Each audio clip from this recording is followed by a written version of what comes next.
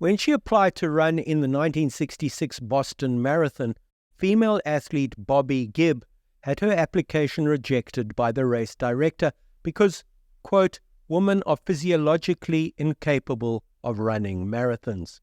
This is a story of how a woman snuck into the Boston Marathon and proved all the men wrong. Welcome to the Luke Alfred Show. I have 30 years of experience on the front lines of sports journalism, covering some of the biggest games in cricket, rugby, the FIFA World Cup, and even the Olympic Games. Come and join me as we learn about some of the greatest sports stories you've never heard. I'm Luke Alfred, and welcome to the show.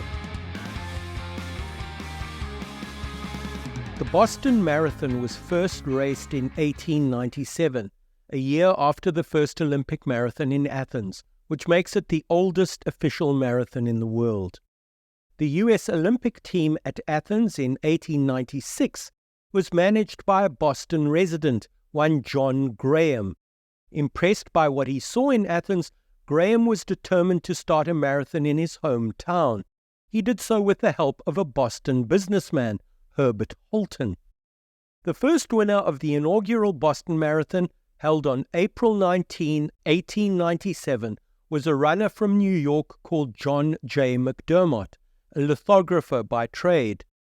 McDermott, or JJ as he was fondly known, was a pale, slightly built Irish-American who, photographs show, sometimes ran with a four-leafed clover on his vest. In 1897, aged 23, JJ beat a field of 14 other male athletes without an East African runner or oversized running shoe sole or performance-enhancing drug in sight. From such humble 15-man beginnings, the Boston Marathon has grown and grown. It is now universally regarded as the eldest statesman of the world's 6 great marathons. The others are London, New York, Berlin, Tokyo, and Chicago, and is the most well-known event of its kind in the world. From 1897 until 1968, the Boston Marathon was run on the 19th of April, which fell on Patriots' Day, a public holiday in the states of Massachusetts and Maine. From 1969 onwards, Patriots' Day was moved to the third Monday of the month of April, and the day upon which the marathon was raced moved with it. It is now synonymous with the third Monday in April, and the third Monday in April has become synonymous with it. Patriots' Day commemorates the opening skirmishes of the American Revolution. The first of the standoffs took place on Lexington Green in 1775. Here, 70 armed settlers, otherwise known as Minutemen, so known because they were expected to be ready at a minute's notice, engaged 10 times that many British troops loyal to the then governor of Massachusetts. The governor was the recently appointed General Thomas Gage, and Gage's troops were on their way to Concord with the aim of destroying the settlers' armory, where they were engaged by the Minutemen. A battle at Concord followed the original skirmish on Lexington Green. So began the American Revolution.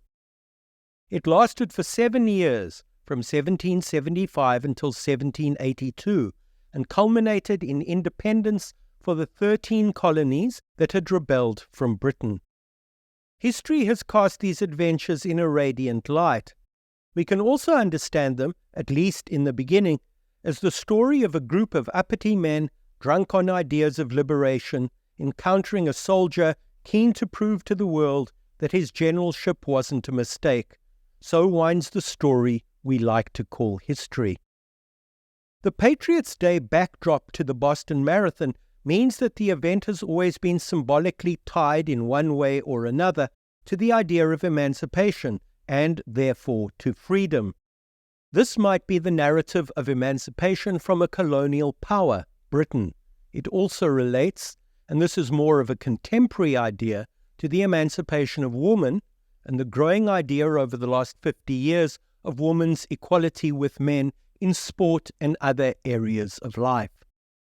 Take the story of Roberta or Bobby Gibb.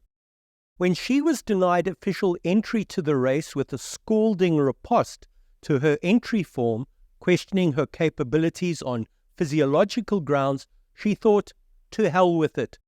She was young and full of the idealism that allows the young to do brave and foolish things.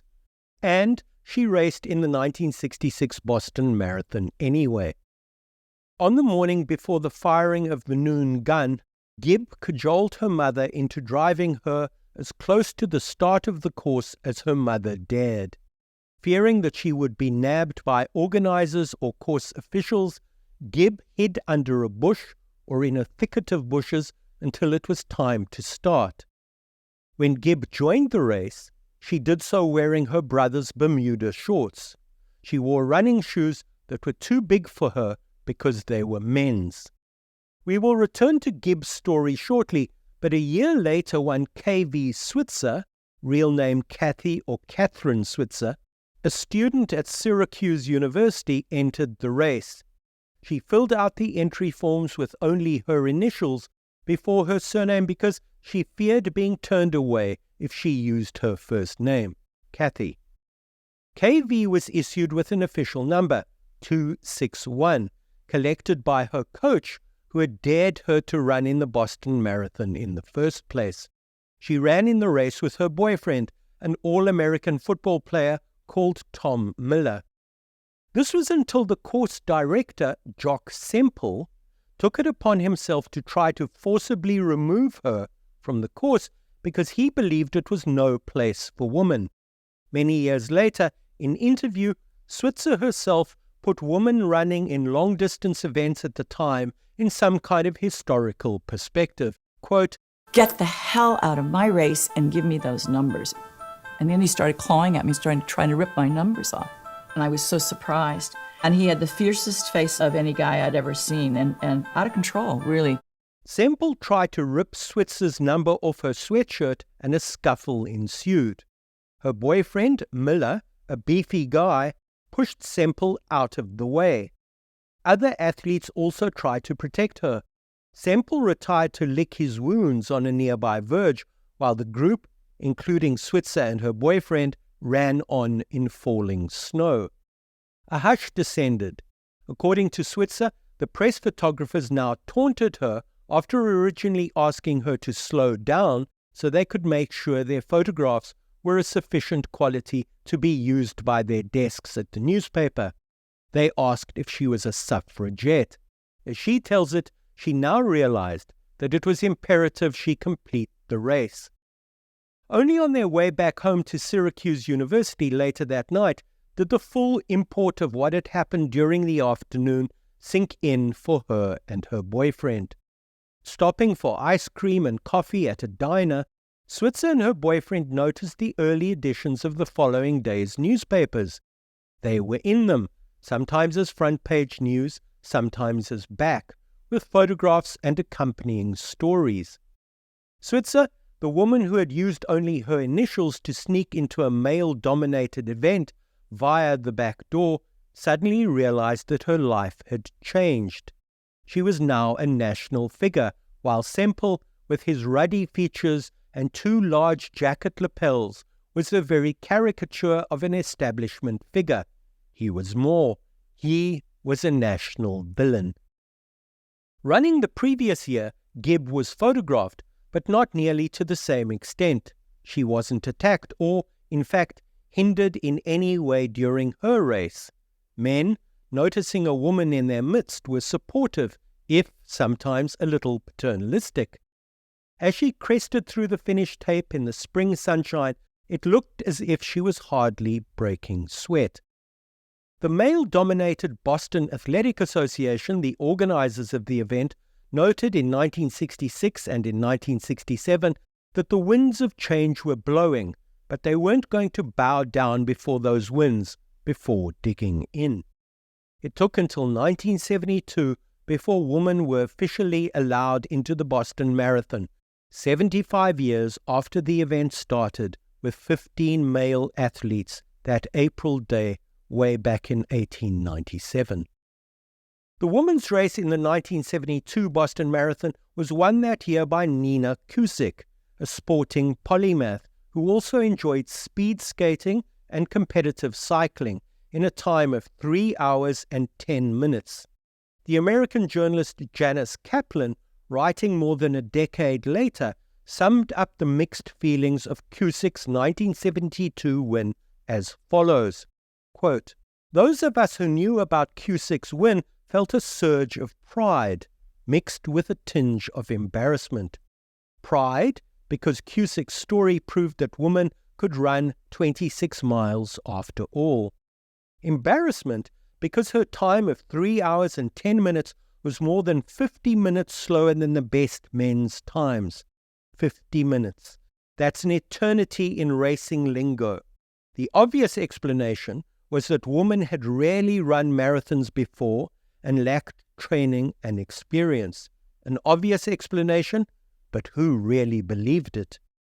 Forgive me while I interrupt a sports story to tell you about the Luke Alfred Show Patreon.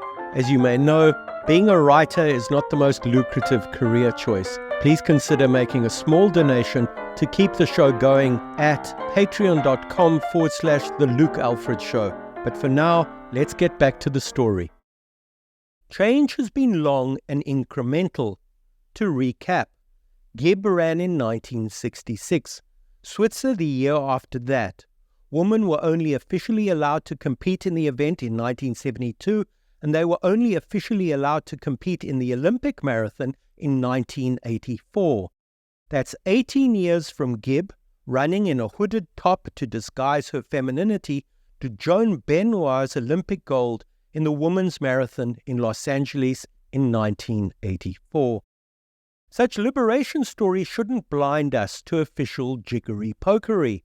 The Wikipedia page on the Boston Marathon says that women were allowed to compete in the race in 1966. This, of course, refers to Gibb, who, in an act of disguise that sounds almost Old Testament-like, hid beneath a bush until she could sneak into the start without being noticed. As we now know, women weren't officially allowed into the race until 6 years later, so to claim that women first ran the race in 1966 looks more than just slightly disingenuous. Gibb ran unofficially in 1966, doing so without a race number and in outsized Bermuda shorts. Her father was so irritable with her that he refused to come and watch her. The Wikipedia entry, I'm sure you'll all agree, looks rather like the retroactive tweaking of history, and it looks pretty bad. The Gibb story began in 1964, 2 years before she actually ran the race, when she was taken to watch the marathon by her father, a chemistry professor. It made a profound impression upon her. She loved the sense of freedom the athletes experienced, and she identified with the sense of purpose that running gave. She had found her calling. Quote, "I just fell in love with it," she said many years later. "I found it very moving. All these people moved with such strength, courage, endurance, and integrity. Something deep inside told me that I was going to run this race. This was what I was supposed to do." After leaving school, Gibb became an art student in Boston. As a student, she wised up to the patriarchy. She chafed at the sanctioned hypocrisy, which meant that her mother, who she believed bought too squarely into the idea that a woman's place is in the home, needed her father's approval to qualify for a credit card. Running suspended all that. It allowed Gibb to forget. Quote, "It was completely outside the social norm for a woman to run in those days. For a grown woman to run was unacceptable. It was completely outside the social norm. Women had a very restricted role in society. Women were not expected to have careers or to work outside the home. A woman professional was looked at as kind of an oddity. And I rebelled against that. As a young athlete, she had no role models, no models at all, no roadmap of the future, yet she'd miraculously found her calling. She just knew that she wanted to run. In the months before she ran in the first of her 3 Boston marathons, she inherited her parents' VW camper van because they were on sabbatical in Britain. In it, she fulfilled a long-standing dream and drove from east to west across America during summer vacation. Quote, "At night I would sleep out under the skies, and each day I would run in a different place. over the Berkshires, along the Mississippi River and across the Great Plains, over the Rocky Mountains and the Continental Divide, and down into California, before jumping into the Pacific Ocean all in one summer. That was my training for the 1966 Boston Marathon, she said. With her training for the Boston Marathon of 1966 complete, Gibb made an application to become one of the 540 athletes to officially enter the race. Her application was refused. Will Cloney, the race director who answered her application, told her that women were physiologically incapable of running a standard marathon. He added that under the rules of the American Athletics Union at the time, women were not allowed to run more than 1.5 miles competitively. This seemed ridiculous to Gibb, as she'd been training significantly longer distances for months. Talking about Gibb and her application many years later, Cloney made the following statement, quote, "Women can't run in the marathon because the rules forbid it. Unless we have rules, society will be in chaos. I don't make the rules, but I try to carry them out. We have no space in the marathon for any unauthorized person, even a man. If that girl were my daughter, I would spank her." If Cloney's refusal to allow Gibb to compete was meant to have a deterrent effect, it didn't work. She returned from her cross-country vacation in her parents' camper van, determined to race in the Boston Marathon. After her mother had dropped her as close to the start as she dared, Gibb waited until a significant group of runners had run off at the start before joining the race. Black and white photographs from the 1966 race show Gibb in baggy Bermudas and a dark swimming costume-type top as she approached the finishing line. She had no race number. If we knew no better, we might think that she'd mistakenly wandered onto the course for half an hour's worth of innocent fun. The expressions on the faces of the onlookers and policemen are revealing. There's curiosity in people's eyes, and a kind of vicarious pride in Gibb's moral courage. Judging from the spectators' expressions, very few people think that she shouldn't be where she so clearly is. If we listen carefully, we can almost hear them cheer Gibb on. Quote, "Well, I always loved to run, and it was an expression of my love of life and nature. And I love Boston, and I saw the Boston Marathon in '64 and decided I wanted to run it. When I wrote for my application blank, and they told me women weren't allowed, so I had to enter by jumping in from behind the bush, which I did and ran the whole way. It was a very exciting, wonderful time." Gibb raced again the following year, in 1967, the same year Switzer used her initials rather than her first name to gain entry to the race. While Switzer and her boyfriend attracted the headlines, reading editions of the newspapers that night on their way back to Syracuse, Gibb beat Switzer by a full hour. When 5 women, of which Gibb was one, raced in 1968, Gibb won again.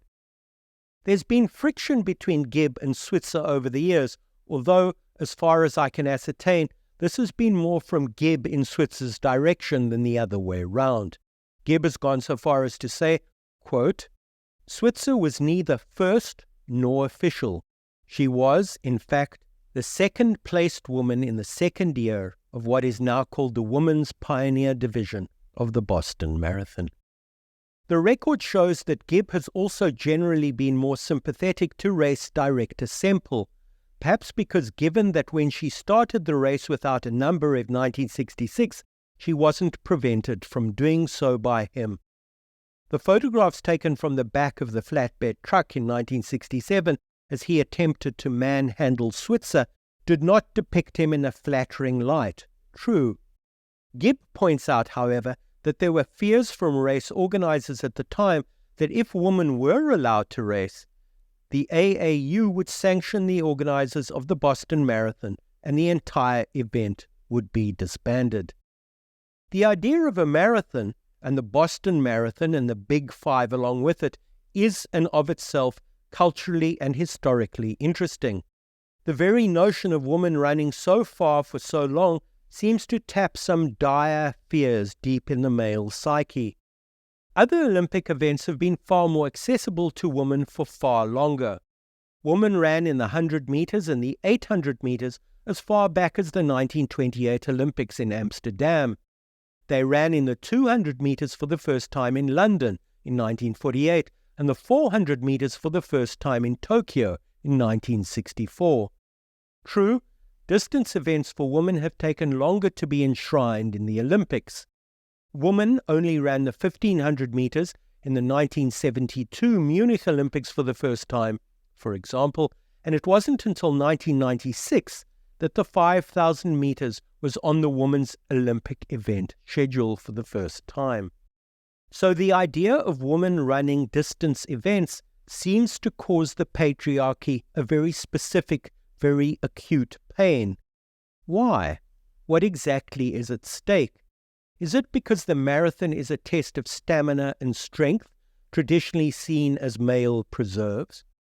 Or could it be that men have such an investment in sexualizing the female body that the idea of women sweating, chafing, blistering, puking, and running to the alfresco toilet in the bushes besides the road is simply too much for them?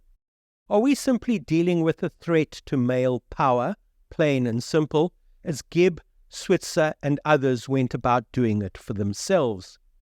It was a power they have made good use of. Gibb has become an evangelist for women in sport. Quote, Part of what I wanted to do is show that men and women can do things together and share all of life together. Having become a passing celebrity in 1967, Switzer campaigned successfully in the 1970s for the women's marathon to become an Olympic event. I love all these stories and I love all of the social and cultural history, but I'm fascinated most of all with J.J. McDermott, the pint-sized winner of the very first Boston Marathon in 1897. So let's end back where we started, at the beginning, completing a full circle of the rhetorical track. Very little is known about McDermott, other than he was the inaugural event's first winner. What is known can't always be agreed upon. Some sports historians and genealogists believe, for example, that McDermott was a consumptive. Consumption is another word for tuberculosis. He might have raced the Boston Marathon, therefore, in 1897 as a tubercular. Nobody is completely sure. They are also unsure of where he was buried and at what age he died, although it is commonly agreed that he died round about 1906. So, there we have it, a noble race full of sporting, social, and cultural history, has some fascinatingly ambiguous beginnings, questions to which we can only guess the answers. If you enjoyed this episode of The Luke Alfred Show, please give me a 5-star rating. As an independent creator, this podcast is made possible through your support.